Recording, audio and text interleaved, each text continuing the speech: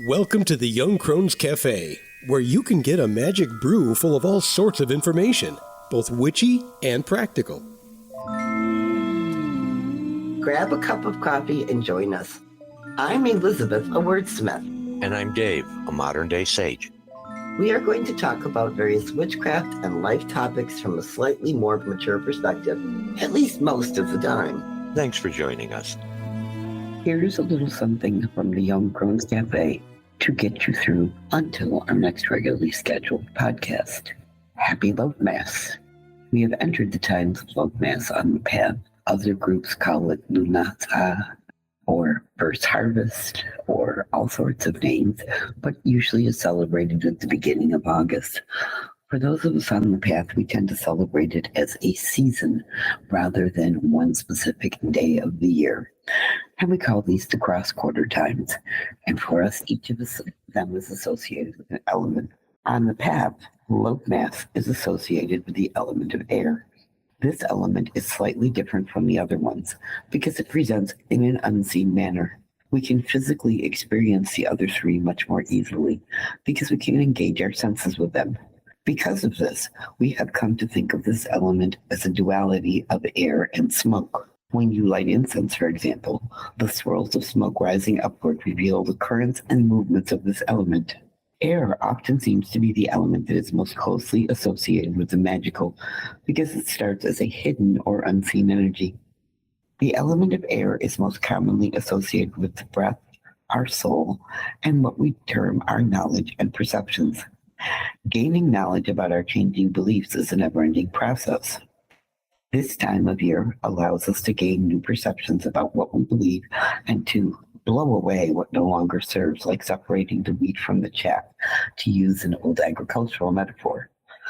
Our beliefs can include everything from how we perceive the internal and external divine, what our experience is with the energies we work with, the cycle of birth, life, death, and rebirth, and anything else that is part of our personal spiritual perceptions.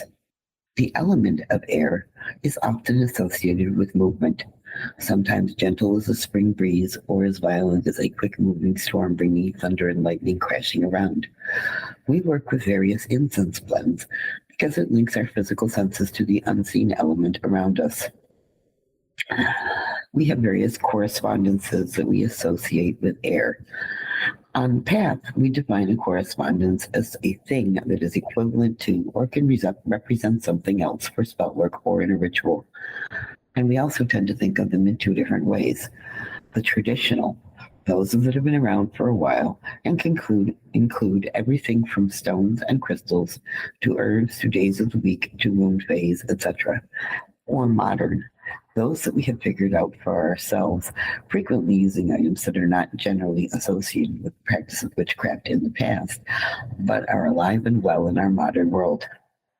On the path, our air correspondences include the time of day of dawn, the color of white, which we associate with the dawn, air, and light around us, the moon phase of waxing, and we associate various other things, such as anything that creates smoke, like fans, kites, or even paper airplanes.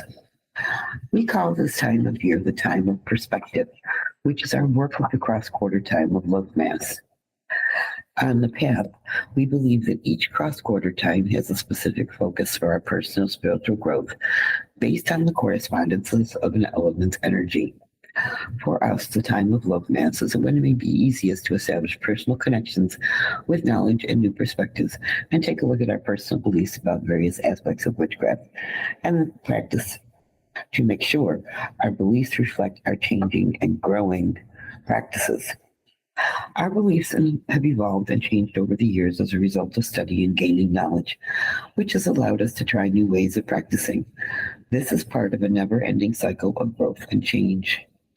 This is the time of Loafmas, associated with harvest for many, and it is a time for us to take stock of where our beliefs have grown over the past year, where they have stayed the same, and where we may even have returned to what worked previously.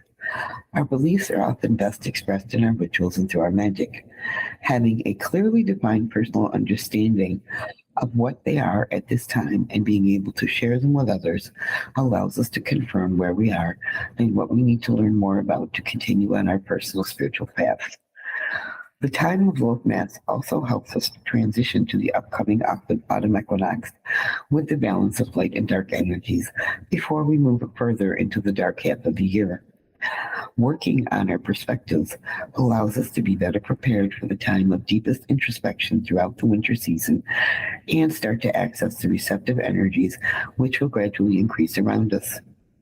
We take the time to write out exactly what we believe and why about a number of beliefs and how they have changed over time to see where we have come from and to get a glimpse of where we may be headed next, which is often a surprise. So, to end my discussion of Loafmas with you, I'm going to share an ode to the element of air. Incense smoke rising, swirls and eddies. I can see the element of air from the gentle breeze just before the dawn explodes into the morning to the crashing roar of the incoming storms. It hollows out the spaces inside to make room for clarity of thought and purpose, the gathering of found and knowledge, further learning and study, different thoughts to concentrate upon, builds room for new beginnings, new adventures, new practices. Concentration through meditation, focused on my breath, in and out, over and over in the quiet. The invisible one that is necessary for existence. It calls to me, come out and play, come out and breathe, come out and live. Again, happy Loafmas. And until the next time we meet, may you find mirth and reverence in all things. Oh, and don't forget to check out the weekly energy reading for the Witchstones on our YouTube channel, located at 2 Young Crones. Enjoy your day.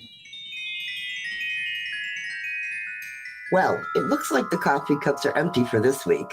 We hope you join us again next Tuesday, but you can find us at our website, 2youngcrones.com. That's the number 2, Young Crones. We'd love to have you join our growing online Discord community.